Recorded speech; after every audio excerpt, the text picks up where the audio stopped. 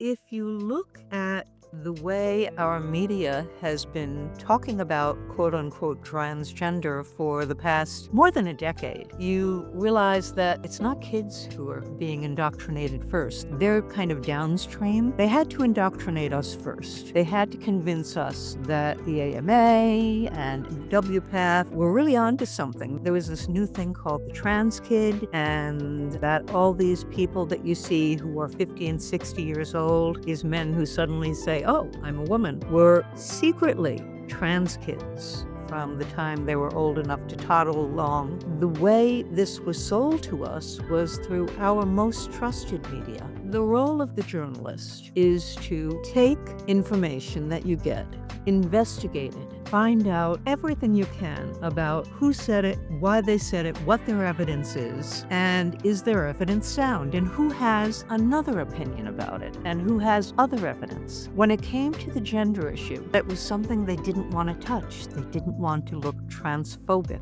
or bigoted, so they just went along with it. But by now, our media, with 99 times more ability than most people to research, they have to know if there is something very seriously wrong with this narrative, and they're not changing it, they're doubling down. You must be some kind of therapist.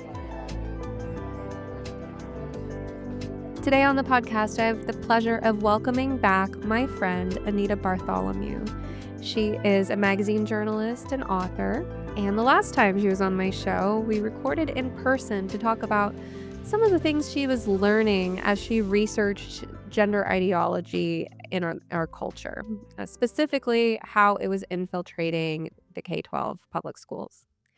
Now, Anita is back to talk about her new book, Sacrificial Lambs, and what she has learned through her thorough investigation of gender ideology as a predatory movement that is attacking today's youth.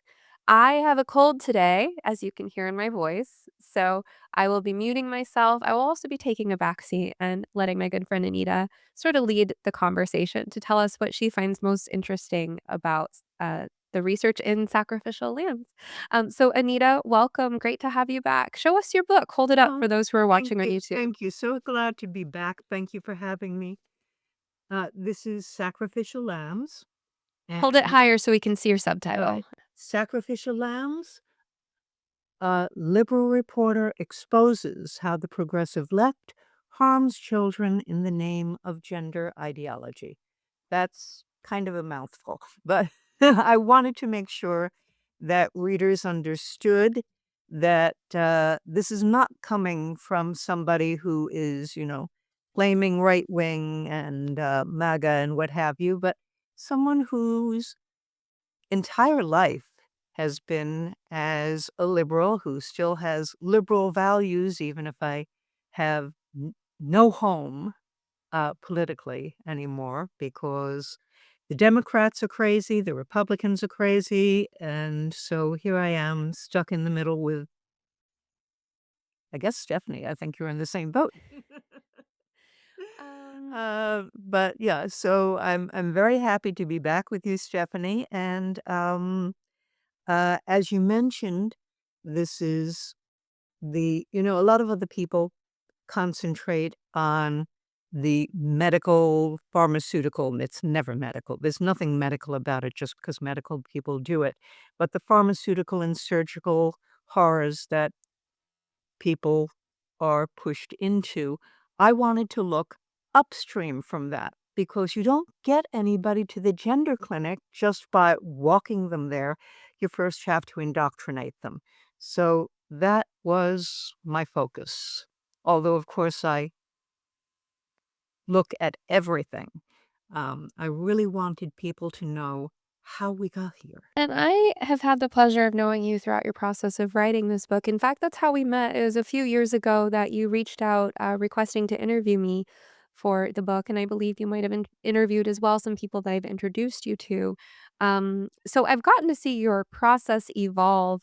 I'm curious how you would describe what was your mission when you set out to write this book, and then where did it lead you, and what did the book turn into?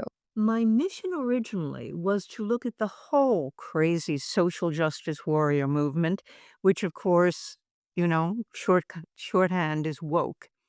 But because they were calling it liberal, and it was certainly anything but. It was racist, and it was also, incredibly misogynist, sexist, Authoritarian.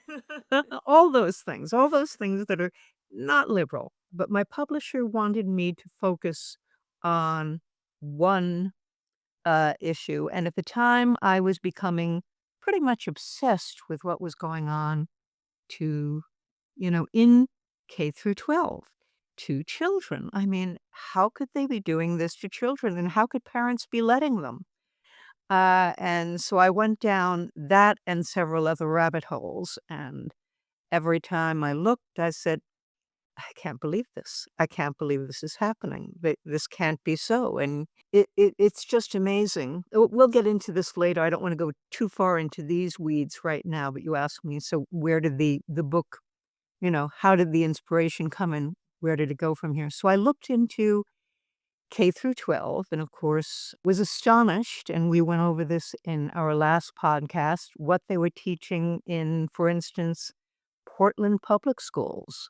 The material I got through a public records request showed that in second grade, they were showing spread-eagled kids, kind of the same view that you'd get on a gynecologist table, and telling the kids they had to memorize words like clitoris, vagina, anus, and, whether a boy is circumcised or not. Second grade.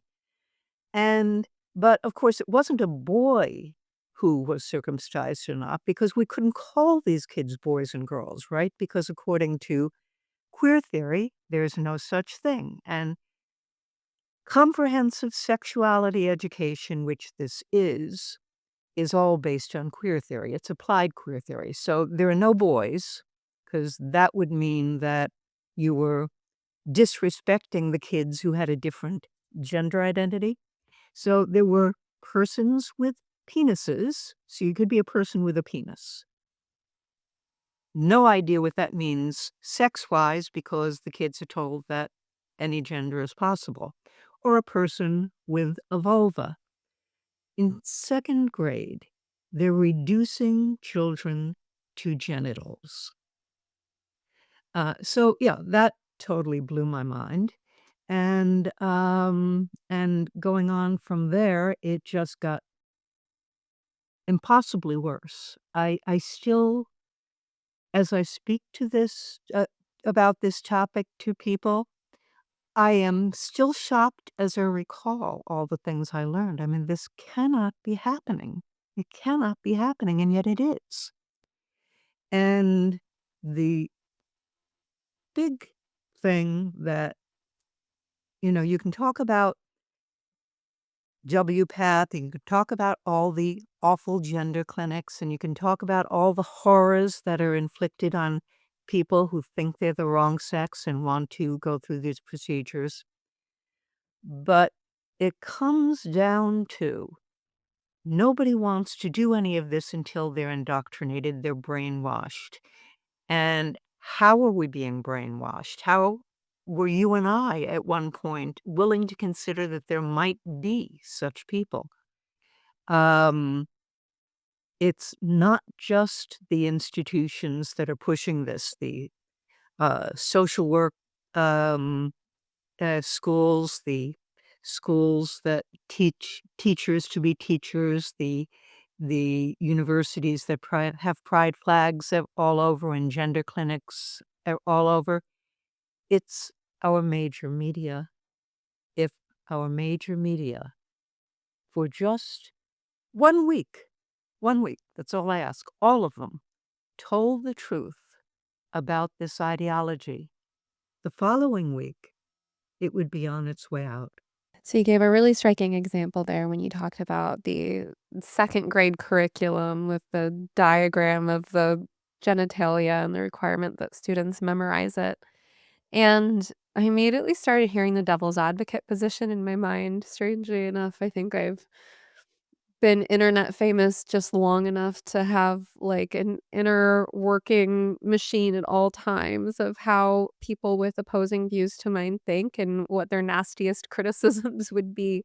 I'm curious in your research if you met or interviewed any advocates of this sort of, education, so to speak, if you met anyone who thinks it's a good idea to put, say, teaching, genital anatomy to second graders in the hands of teachers in public school rather than letting that be something that parents navigate with their children at their individual discretion. I haven't met any personally, actually. But of course, I've read what they have to say, and I have read the papers that they published. The academic papers are just totally bonkers. For instance, the idea in the academic papers goes beyond just that children ought to learn their make believe gender or about the names of genitalia. They should actually be treated as sexual beings. And so, with one, I'm trying to think what the name of it was. Oh, Body Smart Right from the Start. Body Smart Right from the Start. In the name of they claim it's to prevent sex abuse. Talks to kids about masturbation and about, oh, it's fun to touch your penis, isn't it? And it's fun to touch your vulva. And why don't you draw a picture of the places in your house where you can do this privately? This is breaking down children's boundaries. A child might explore his or her body, but to have a teacher try to engage them in conversations and group conversations about masturbation when this is for 3-year-old to 10-year-olds. There's just something, it really, when you know a little about queer theory, then you know that it it started off with this. It began as a speech and it turned into a chapter in a book. The name of the chapter is called Thinking Sex. It's by Gayle Rubin, and it was published in 1984. And in it, she talks about, as we've discussed before, how um, all sexual minorities, and by sexual minorities, she means people who engage in bestiality, uh, people who are sex workers, people who are pimps, people who are into sadism, people who are into exhibitionism, and of course, transsexuals, because they hadn't really coined the term or used it very much, the term transgender at this point, were all oppressed sexual minorities. But the most oppressed sexual minorities were the quote unquote boy lovers, the pedophiles. And so about half that paper is about how pedophiles are treated very badly, about how children, prepubescent children, might be the ones to initiate sex, and so therefore you could not punish the adults. On and on and on. And when you look at what is being taught in schools today, you hear the echoes of that paper.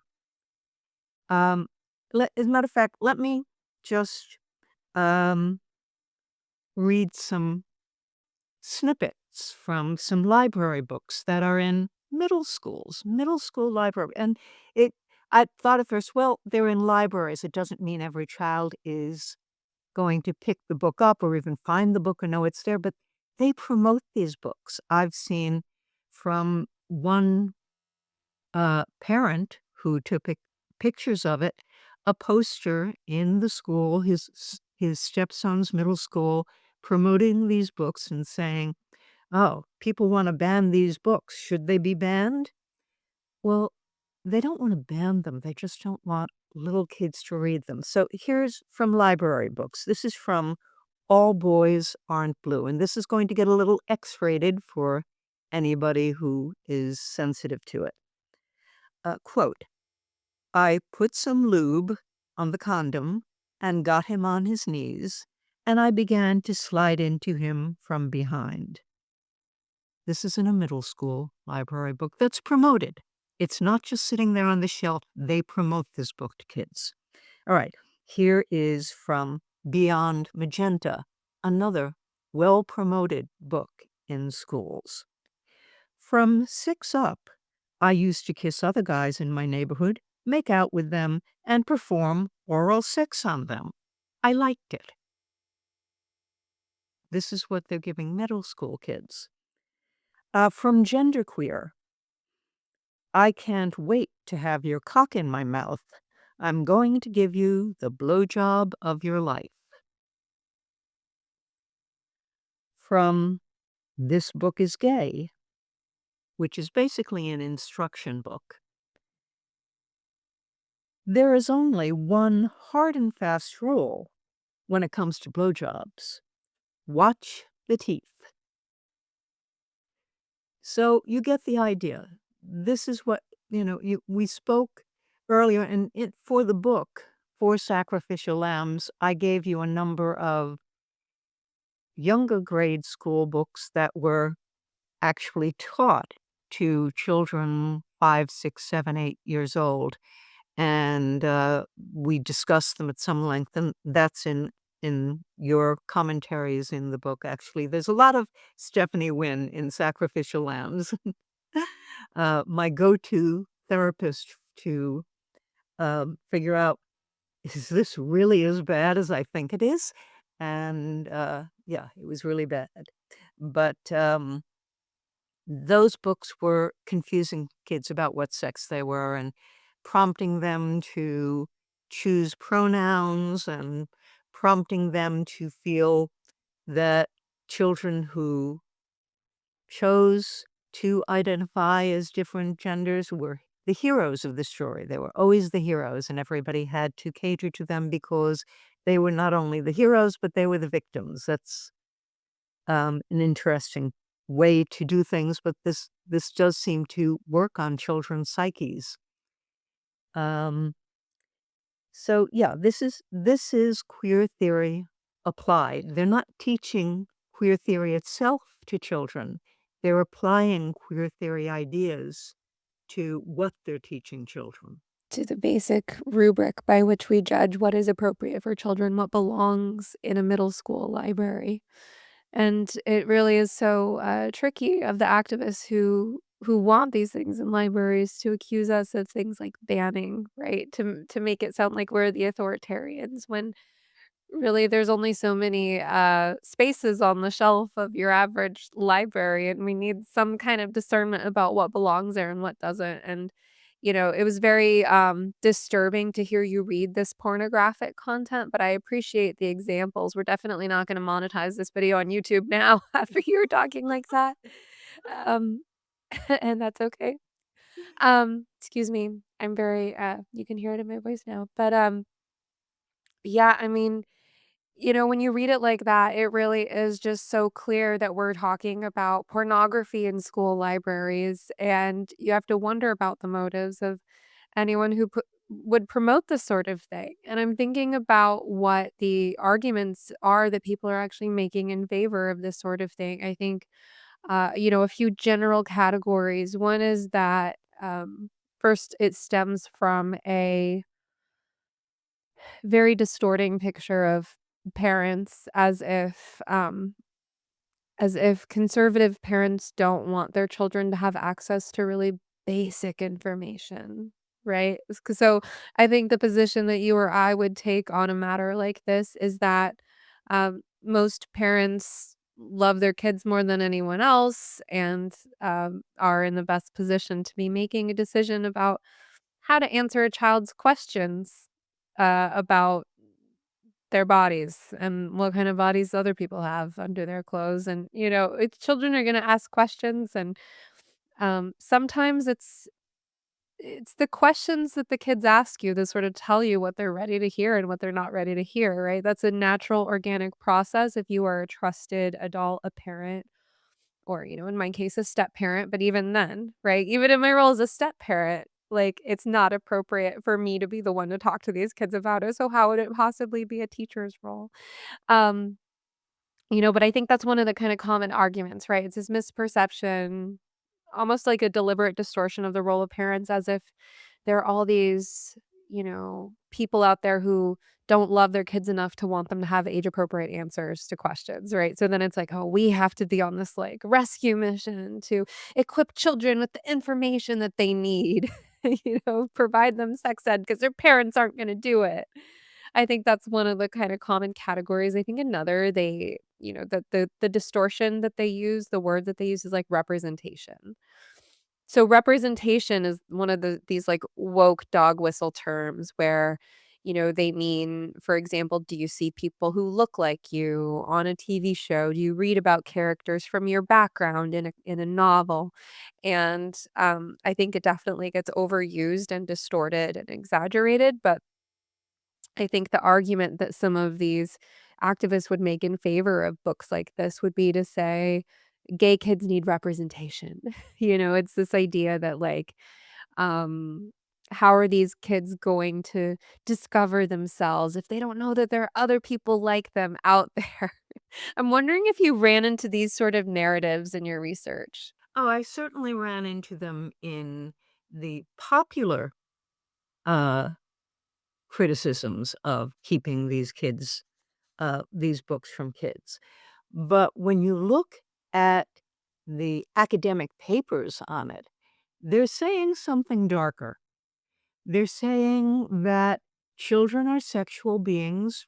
Some of them say, and some of the academics, even not in their papers, but otherwise say, from the time they're born, they're sexual beings.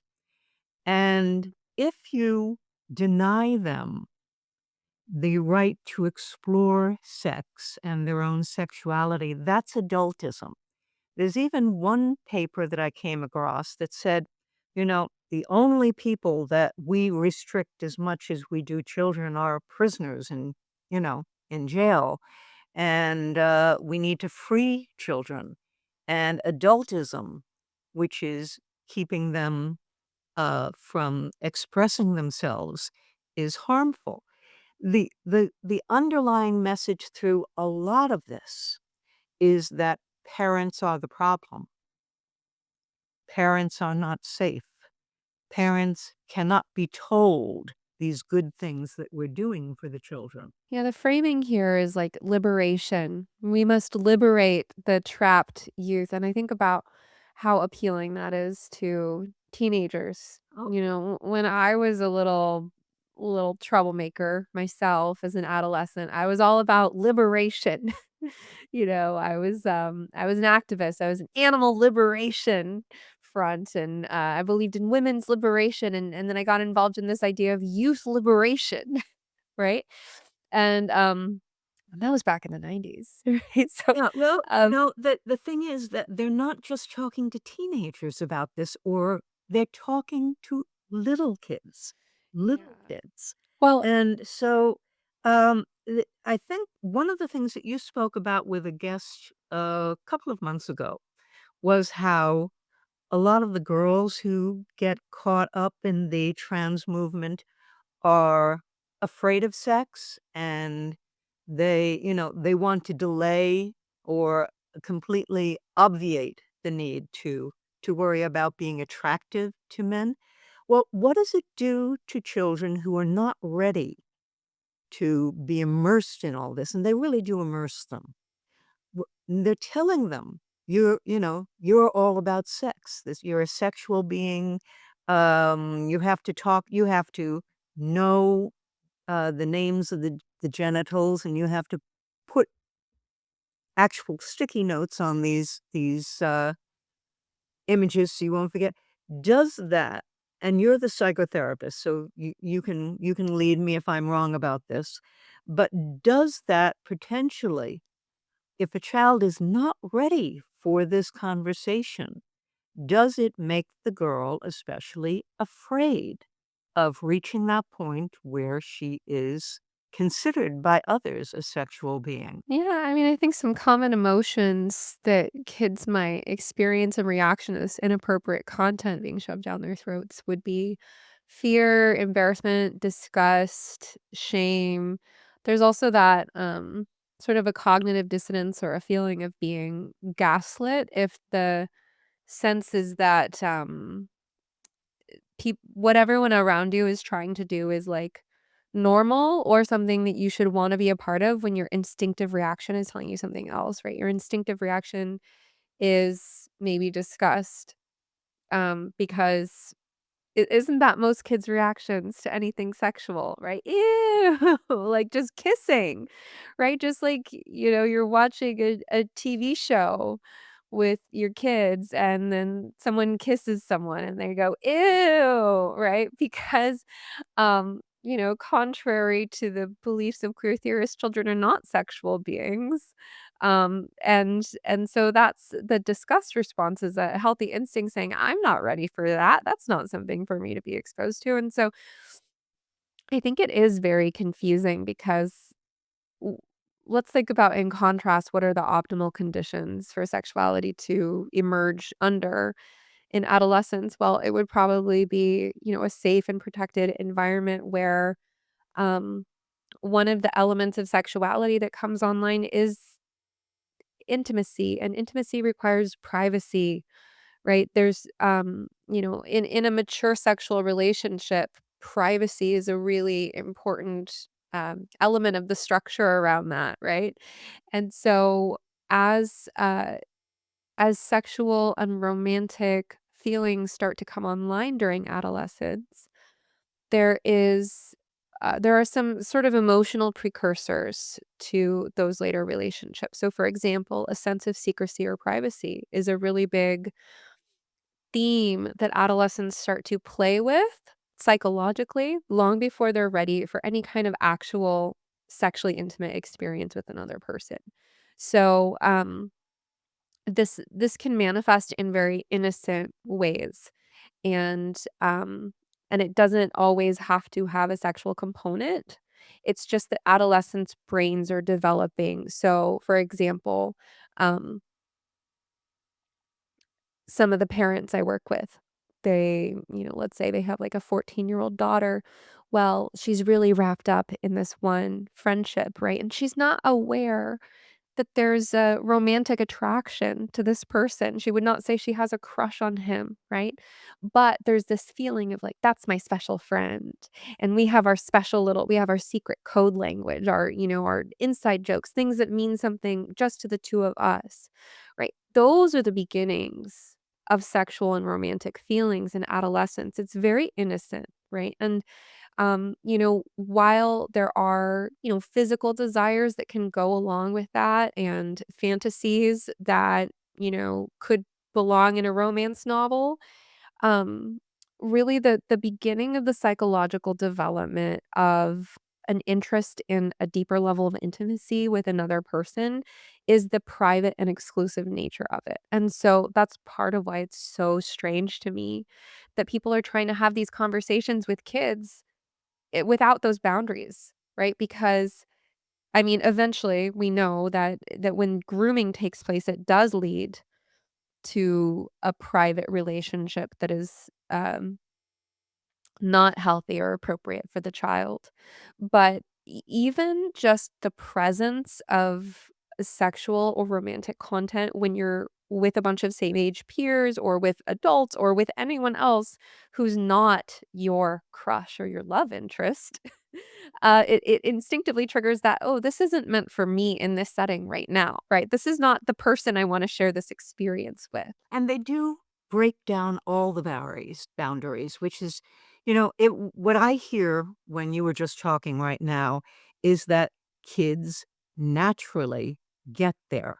They naturally get there. If they have questions, they can ask their parents or grandparents or whoever, but to push them there when they're in first, second, third grade, to tell them by the time they're in fourth and fifth grade, they must be able to talk about different genders, different sexualities, and what have you. Um, you're not, as they claim, engaging in violence prevention. You're not engaging in sexual abuse protection. You're engaging in something else. But yeah, and one thing I didn't mention in one library book that's all over um, is that there are illustrations in the book, and I'm trying to think what it's called. It might be Let's Talk About It, um, where they show various couples in bed. And they show them engaging in oral sex. They show them engaging in gay sex. They show them engaging in regular, you know, heterosexual intercourse.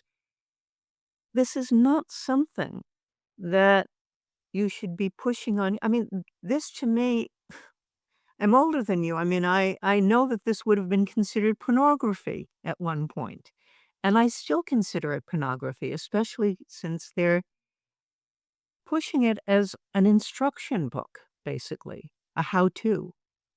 Um, I'm we're talking about 12-year-olds. Well, it's very confusing for kids when there's this again, this sort of gaslighting going on around them where you're supposed to be okay talking about this stuff, even though it triggers that disgust, shut it down response. And then I think that if one of the ways that kids can react to that psychologically is to erode those barriers within themselves, thinking, I must be the problem. And then they're opening themselves up to experience where their instinct isn't there to support them knowing what they even want. Kids can end up very confused. I never would have imagined that so many young people would be so confused about their sexuality as I'm seeing today. And, especially the parents I coach whose kids were exposed to inappropriate content when they were too young to process it.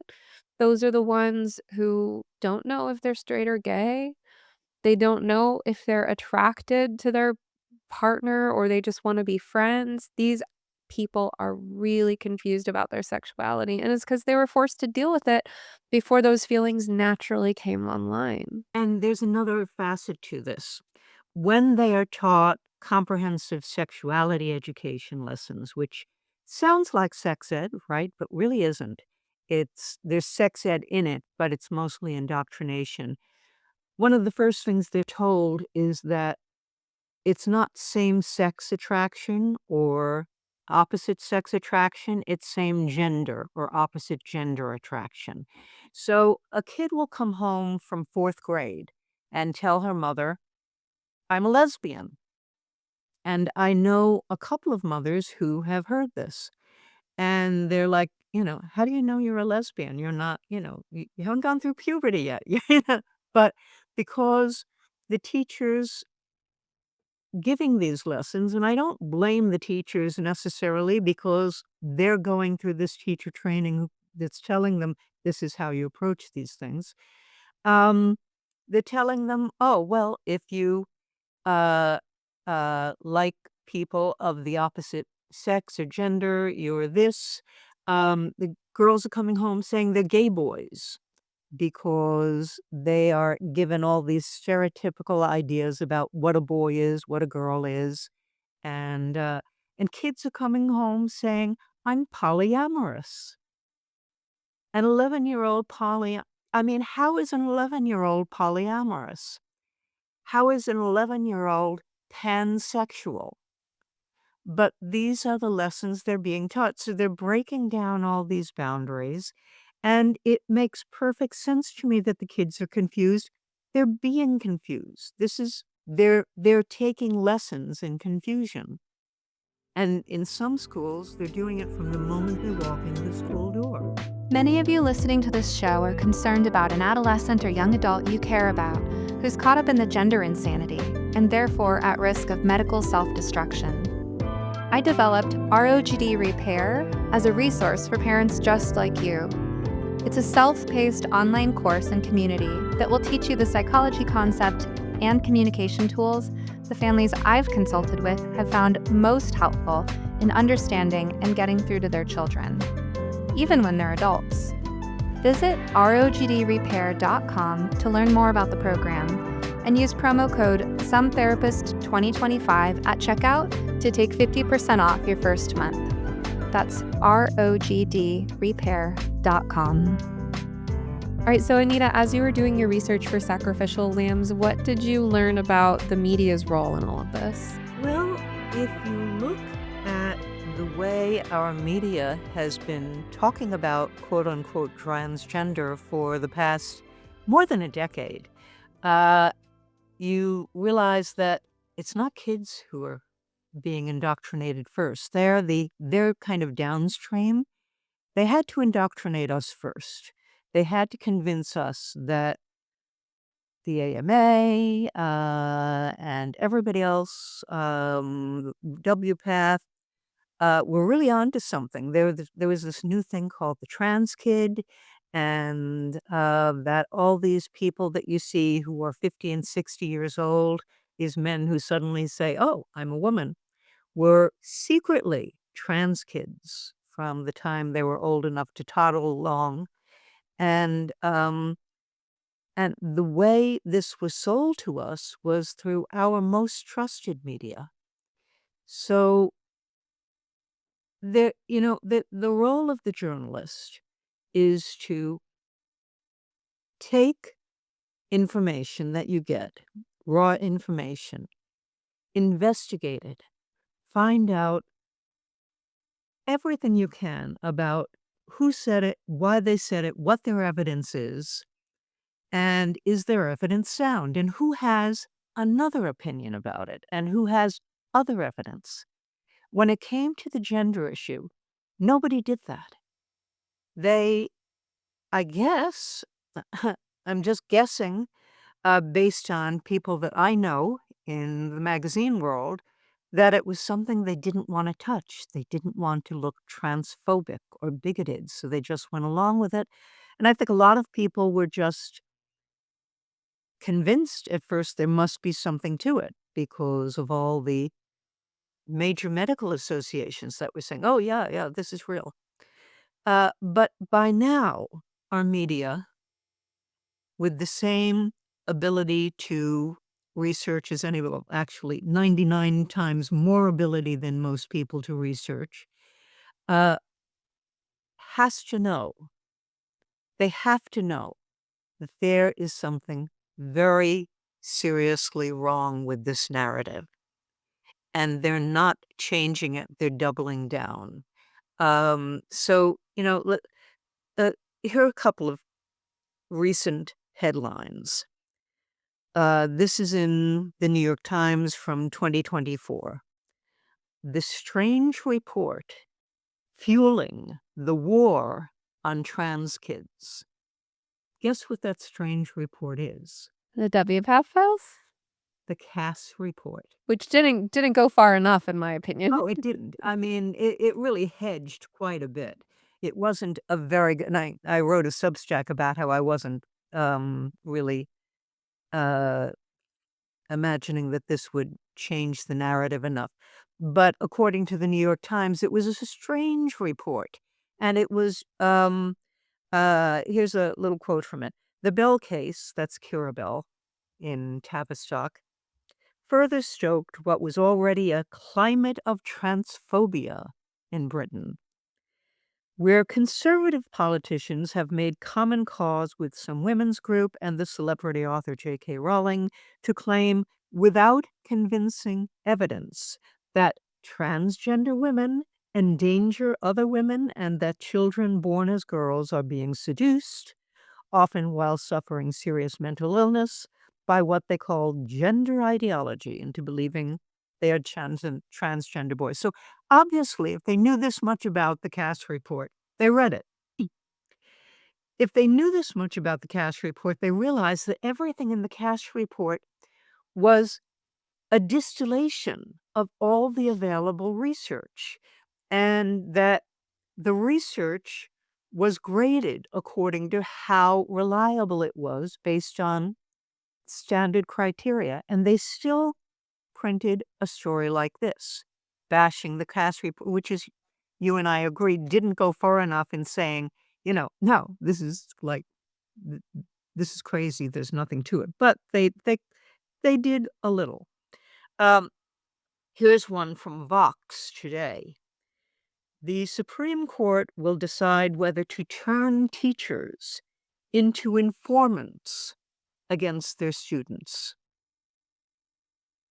This is a case that I wrote about in Sacrificial Lambs, Mirabelli, where uh, teachers were being told that they would be fired if they told parents that their kids were identifying as the opposite sex. They had this whole system of hiding this information from parents. And the teachers, that when these cases come up, when a law firm takes them, because they can cost hundreds and hundreds of thousands of dollars to bring these cases, there's always going to be a, a group behind these cases that has an agenda, whether it's religious freedom or, conservative values. So it's never a liberal group, so they can claim that it's right wing. But you and I know it's not right wing to say, yeah, parents have a right to know what's going on with their children. But they're claiming it that they're turning teacher into informants against their students. Um, then there's the Associated Press case in November. Transgender teen athlete in a Supreme Court fight knows the upcoming sports season could be her last. It's not a her. This is a boy. And if it's his last, it's because he's competing against girls and he's not good enough to qualify to compete against boys. Man, I just can't believe this stuff is still going on. I'm like, it's 2026.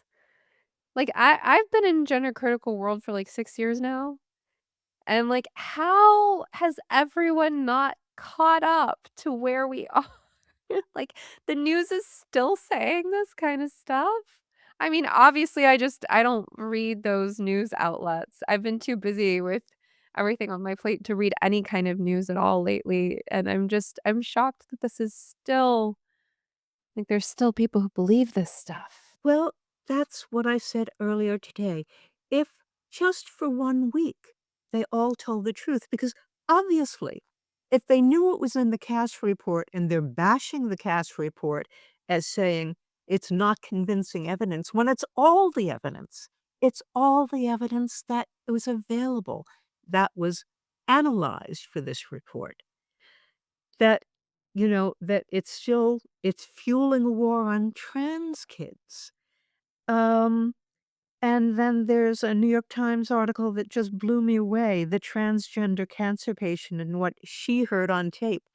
A whole story about how this guy who shows up for his cancer treatment, he's had facial surgery, but he's still got his penis. And when the people in the operating room say, "Oh, he's still got man parts," and they say, "Well, we should probably not have a pregnancy test done on him." Well, they did anyway. And probably should change his sex marker in his medical records to to male, because he's not a female and there are different ways to treat men and females. He sued, and it was a very sympathetic article about him suing. There were dozens of references to him as a woman. And I mean, this is the New York Times. This is where people go for information. I'm sitting here going, what type of cancer and what gave him the cancer? Because those cross-sex hormones will give especially testicular cancer to men, for example. Okay, so who's pulling the strings? Can we get conspiracy theorists on this since someone decided to leave me an Apple Podcast review a couple years ago? Their podcast review was called "You Must Be Some Kind of Conspiracy Theorist." Very clever play on words, troll. So since I get accused of being a conspiracy theorist anyway, let's go full blown conspiracy theorist. Who's pulling the strings? Who's controlling the media and the academic institutions and At this point, my opinion, not being a conspiracy theorist, it's sunk cost. You have put all your credibility into this basket with something that is totally lacking in credibility. And maybe you're hoping that you won't be found out before you die. Or some sort of panic. I mean, they obviously know. They obviously know there is no such thing. That, you know, that if I know that there is such a thing as an autogynephile, and you know that there's such a, and half the people on Twitter know there's such a thing as an autogynephile, they know. Why are they calling these men who stand in front of the mirror in their wives' or girlfriend's lingerie and masturbate? Why are they calling them women? Women don't do that. They know that these guys exist. They must know that most of these people they're calling trans women are men with this fetish-like condition. Actually, technically, it's a paraphilia. Why don't they just report the truth? And I do believe it's because once you've invested that much in a lie, it's very difficult to come out and say, we were wrong. Here's the truth. But I do also think that the way this got embedded into society in the first place was because so-called trans activists were just swarming everyone and screaming about what they wanted to be called, how they wanted to be treated. They got, I think it was Stephen Levine, don't quote me on that because I might be wrong. He's a very prominent psychologist who was, or maybe he's a psychiatrist, I'm not sure. Anyway, he might be an MD. He, uh, he spoke in another podcast about how he had come to a WPATH conference in the early 2000s. And WPATH is obviously the group of gender doctors and uh, other uh, people involved in the gender industry. And he had prepared notes about what he was going to say to the audience. And he was surprised that a bunch of men in dresses were shouting down earlier speakers. Now, this is a medical conference, and they've got all these guys dressed up as women, shouting down doctors who are presenting anytime they said something they didn't like. So, assuming it's Levine who made this statement, I think it is, he said before it was his turn to give his speech, he crossed out a couple of paragraphs. So he didn't want to be shouted down. Then there was the Diagnostic and Statistical Manual of Psychiatric Disorders, the DSM, in 2013, where there was such pressure from trans activists to get rid of the gender identity disorder classification because they said it pathologized them, that they changed it to gender dysphoria. This is supposedly a medical book, but activists did this. Activists just put the pressure on. So I think that you're looking at a small group of people with a lot of money behind them from Pritzker and what have you, but you would have to have billions to uh, really do the damage that they did just by putting constant pressure on. So my belief, and I could be proven wrong on this. I do know that the Pritzker family has put, probably close to billions, and then Mackenzie, what's her name, the wife of, or the former wife of Jeff Bezos, just gave $45 million to the Trevor Project. So Yeah, there's money in this. Uh, but there's also this circular thing where everybody says it's so, so it must be so. And people can't believe that this could all be a lie. And the people who are reporting on this did so disingenuously, I think, at first. They gave kids out of college who just came from the gender studies course the LGBTQ beat.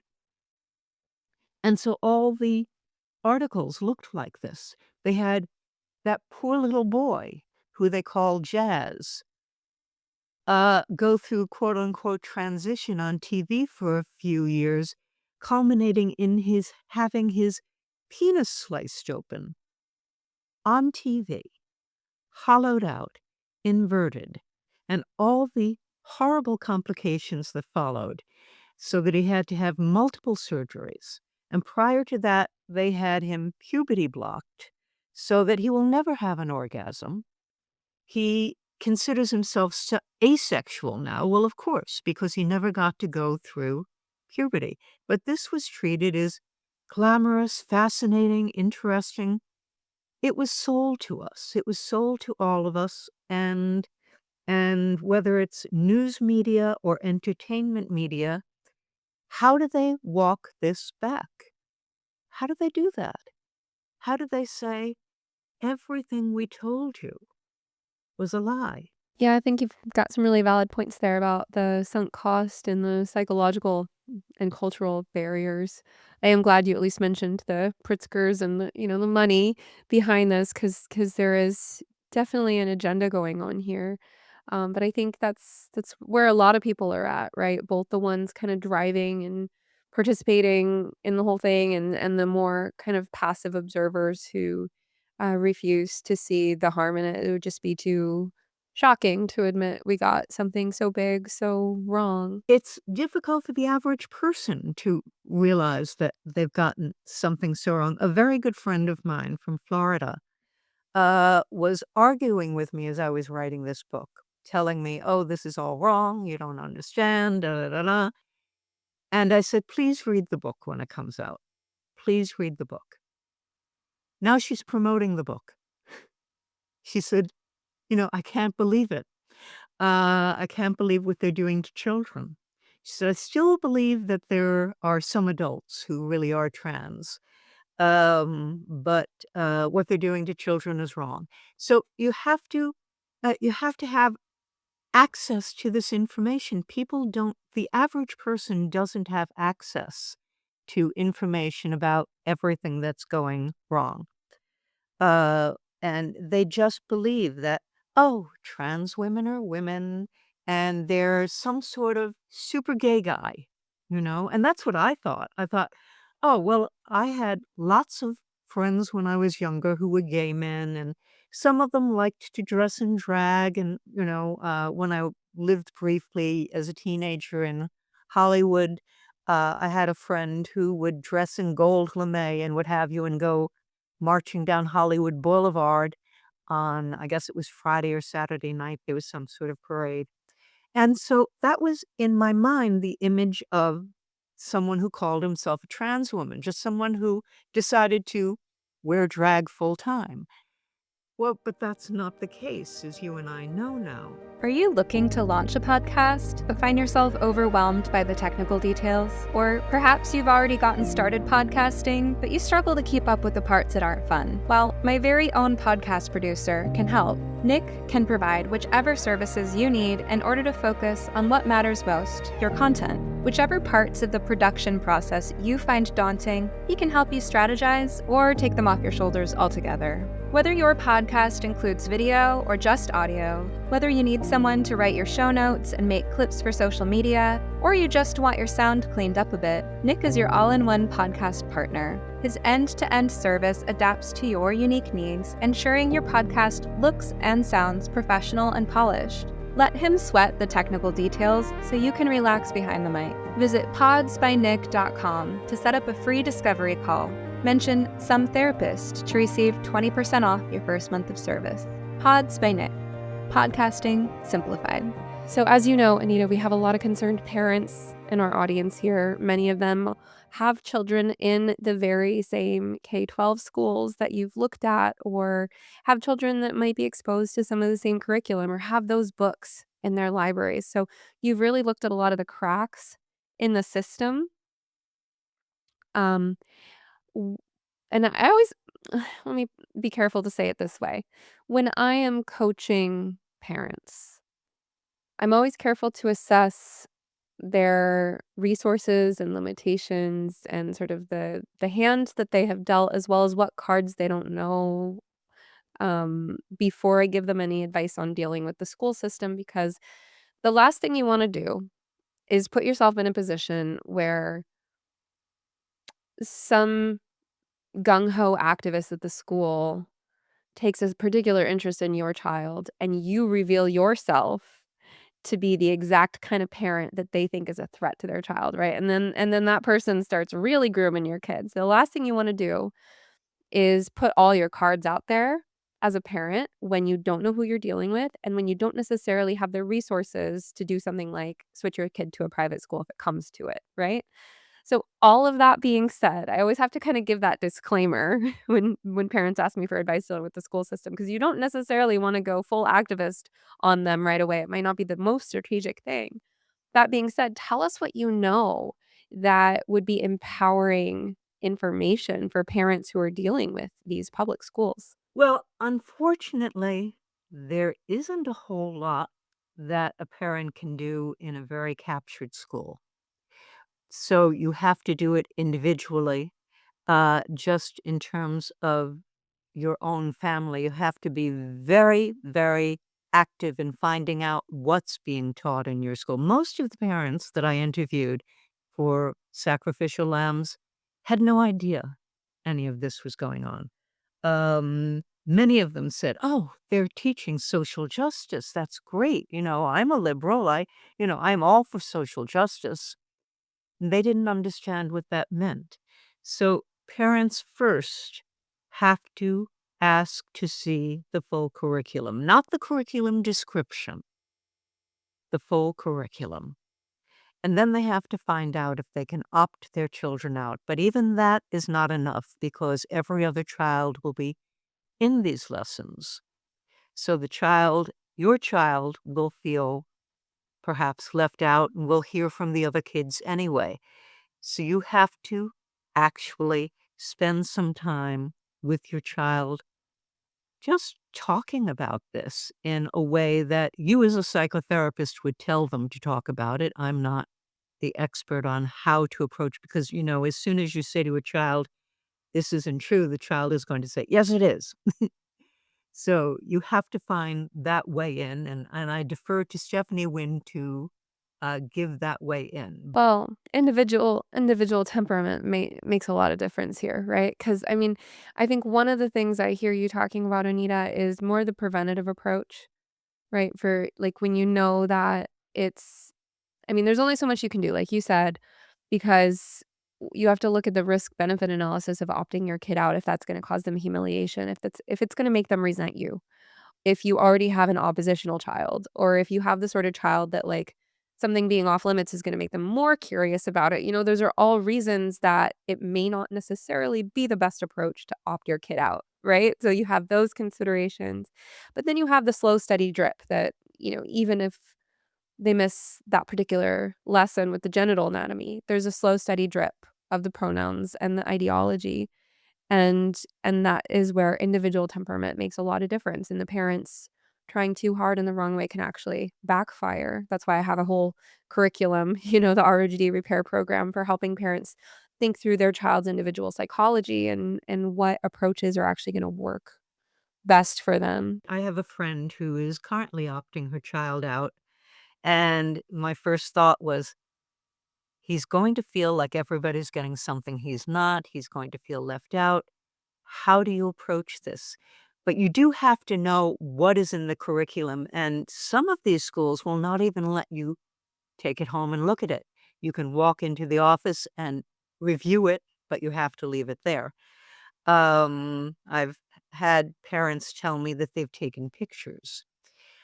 So I don't think that the school is is the place that you're going to fix this.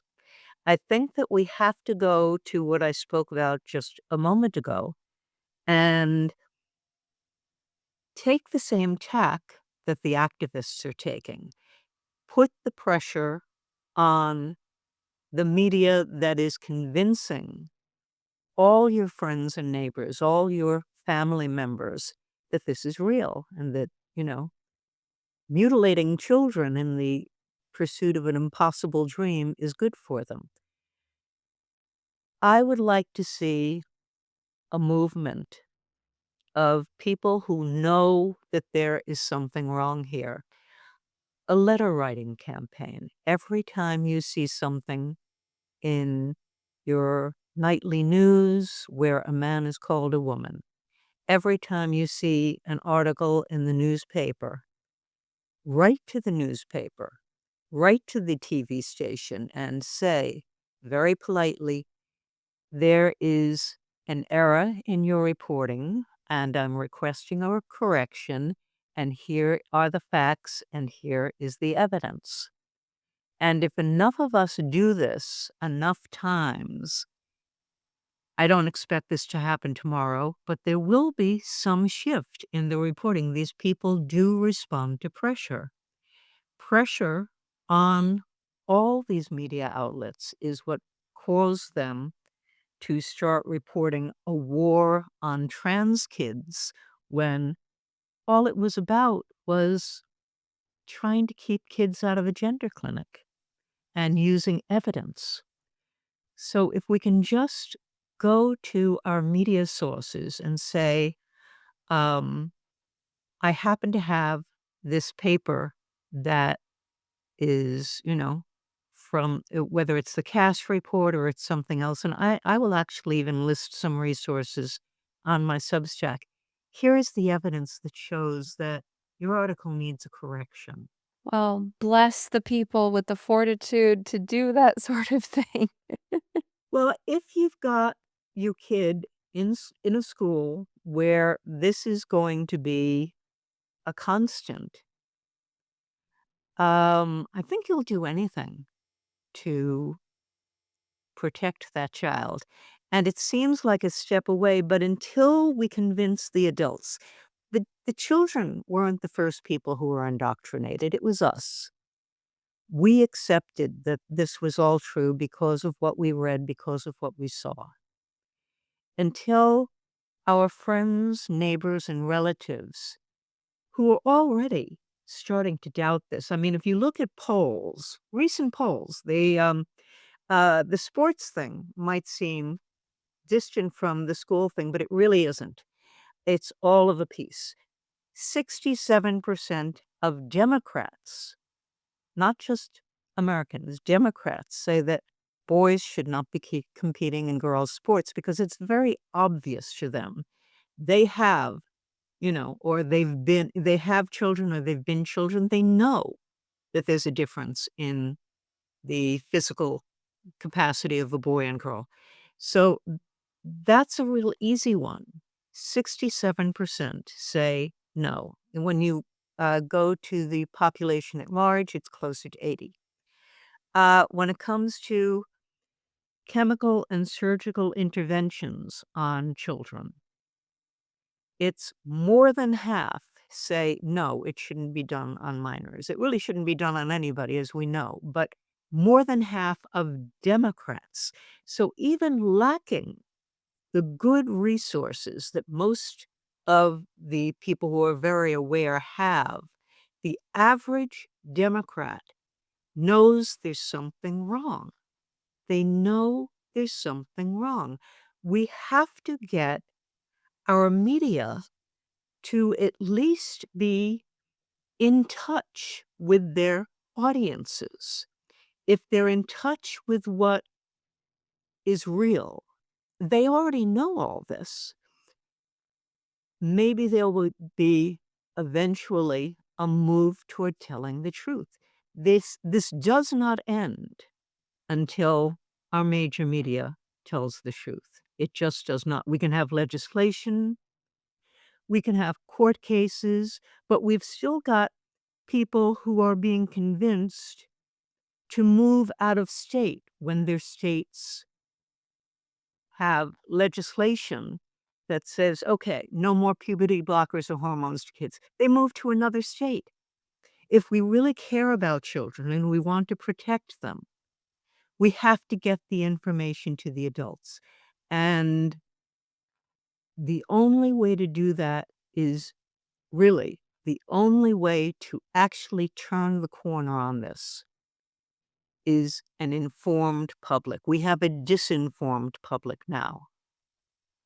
It's not a thing you do tomorrow. It's not a thing that you do just for your kid. It's not a thing that's going to solve your particular problem at this moment. But eventually, it's going to make a change if enough of us do it. Well, that's a great speech. Tell us about what is in your book that we didn't cover today, just an overview, and who do you want to see reading this book? I want everyone to read it. My friend who I mentioned earlier, who was arguing with me until she read it and now is a crusader for it, is not a parent. She never had children. But everyone, what I did with this book was I said, okay, I knew where I came from. I knew that I didn't believe everybody who said they were trans was trans, but I still believed that there were people who were really trans. So what I had to do was take all the ideas that I had prior to my research and all the ideas I've heard from others, find the evidence one way or the other. And I didn't expect to find it all on my, what turned out to be my side. I expected it to be nuanced somewhere in the middle. And it wasn't. It was all like, this is insane. But I want, especially parents, of course, because they're the ones who need it most. But everyone, especially people who consider themselves liberal or moderate, and maybe are starting to feel a little inkling, like there's 67% of Democrats who think, yeah, maybe sports is something we should keep the boys off the girls' team. I want them to read this and discover that the original research used to tell us that there was such a thing as a trans kid and that you could put them on puberty blockers and cross-sex hormones and make them happy. That was flawed. And I break down that research and I show why it was flawed. I break down what they did that they just made errors about, what they did that they just ignored previous evidence, and also showed that although we're talking about all these supposed trans kids who suddenly magically appeared in our universe, before all this happened to our society, there were children who, when they were toddlers, and usually until just about puberty or sometime after, became confused about their sex. And they grew out of it. Puberty and succeeding years made them accept that they were boys and girls. Most of them were gay at that time. This is before the craze. So we know that if we look at a long enough period in the research, if we look at who desisted from believing they were the wrong sex by puberty, it's something like, depending on the paper, 60, 70, 80%. If we look at them in their 20s, it's close to 100%. There are no trans kids. We need people to know this. The problem was that this was in the Netherlands, the original research, as you know, the Dutch protocol. There were autogynephiles who said, gee, I don't look like a woman. No matter what I do, I just can't pass as a woman. And so doctors said, well, maybe if we can reach them earlier, but they're reaching a different group. First of all, they're reaching the gay kids who would just grow up to be gay. And the autogynephiles are never going to be happy. This is a sickness that they have. This is a disease. You cannot fix it by breaking bodies. Anyway, so that's one thing that I want people to know, that everything that you've heard in support of this is wrong. Everything. We went from a tiny, tiny, tiny, tiny, tiny, tiny percentage of children who were gender confused as toddlers to 5.5% of 13 to 17-year-olds believing either they were trans or they might be. This is indoctrination and social contagion. This is not real. All right. The second thing that I want people to know is that your media has been lying to you. And I lay out an entire chapter on this. It's a very important thing for people to understand.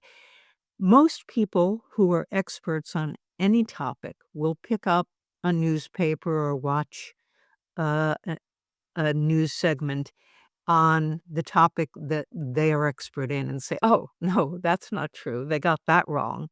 But then they'll accept everything else is true. They'll just assume, well, that's the one thing. I'm an expert on it. I know they didn't get that wrong, but they got everything else right.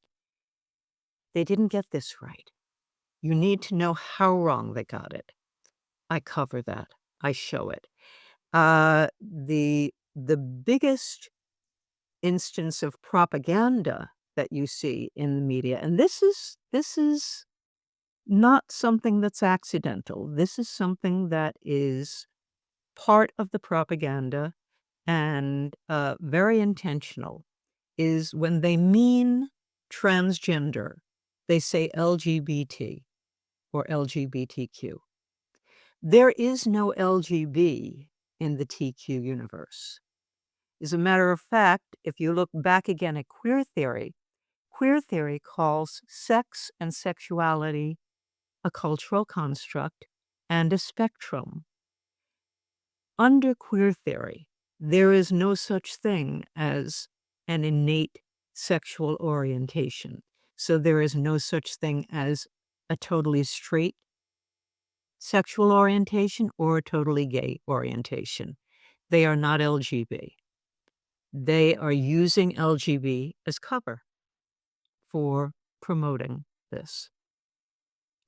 Then I go through with the book showing through various stories of people who have been affected by this, exactly how harmful it is to individual families and children. So you'll meet a little girl who was indoctrinated by her teacher. She was 10 years old, and her teacher convinced her to present as a boy. I don't know that she ever really believed she was, but she loved this teacher, and this teacher was an activist. And after her mother found out and pulled her out of the school, the teacher kept emailing, texting her, trying to get her to meet her, trying to get her, saying, if your parents aren't safe, who else might be safe? Safe meaning they don't believe that you're a boy. And then she said, I'd take you into my own home if you need it. And there are laws in the state where she lived. The law wasn't in effect when this happened, but the following year, the governor signed a law that said if any child runs away from home, basically in search of chemical and surgical gender interventions, whoever has that child doesn't have to inform the parents. That 10-year-old could have run away. Fortunately, the 10-year-old told her mom what was going on. So I want people to understand exactly how dangerous this is. This isn't just, some kid is using different pronouns. Some kid changed his or her name. People are losing their children. They're losing custody through the courts. They're losing custody because there are predators who will woo these children away from their parents, who think they're doing a good thing, by the way, who think they're on the side of right, who will say, your parents aren't safe, come with me. And then there are some who just want to exploit them. There was another little girl who I wrote about who was wooed away and was sex trafficked. So these are very important things for people to know. This is not just a matter of, oh, it's just a fad, it's just a pronoun, no big deal. This is dangerous.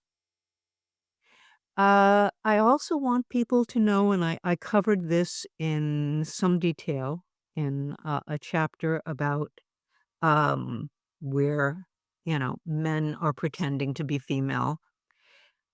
A lot of these people, we don't know whether they think they're trans or not, but we know that they are predators and they're exploiting this loophole in the law. Or even if it's not actual law, it's the way people are doing business to gain access to women and children. Absolutely. And I've heard some horror stories about that in my parent coaching role. So I'm really glad that you cover all that. I think that was really beautifully articulated, Anita. So, of course, we'll include a link to your book in the show notes. And why don't you let people know where they can find you and where they can find Sacrificial Lambs? Sacrificial Lambs is available on Amazon, Barnes & Noble, independent bookstores. Sometimes in an independent bookstore, you might just have to ask to order it, and I hope you will. But it is available in print and in Kindle editions, and we're working on an audio edition. So that will be available within the next few months. And yes, you can find my writing on my Substack, which is called Good Question by Anita Bartholomew, and I mostly cover the topics that I've covered here and whatever new information is coming out. And of course, I have a static website, anitabartholomew.com. Get the book, tell your friends. If there's someone who is just on the fence, who is just starting to wonder, just starting to question, well, I don't want them to, stop people from getting surgery or what have you when they're adults, but I'm wondering about children. Or if they're thinking, yeah, those boys really shouldn't be running against those girls. Girls don't have a chance. Whatever it is, where you see a crack, this is a resource that covers everything. Everything. That's wonderful. All right. Well, Anita, thank you so much for joining me today. It's been a pleasure. Oh, thank you so much for having me, Stephanie. It's great seeing you again. Thank you for listening to You Must Be Some Kind of Therapist. If you enjoyed this episode, kindly take a moment to rate, review, share, or comment on it using your platform of choice. And of course, please remember, podcasts are not therapy, and I'm not your therapist. Special thanks to Joey Pecoraro for this awesome theme song, Half Awake, and to Pods by Nick for production. For help navigating the impact of the gender craze on your family, be sure to check out my program for parents, ROGD Repair. Any resource you heard mentioned on this show, plus how to get in touch with me, can all be found in the notes and links below. Rain or shine, I hope you will step outside to breathe the air today. In the words of Max Ehrmann, with all its sham, drudgery, and broken dreams, it is still a beautiful world.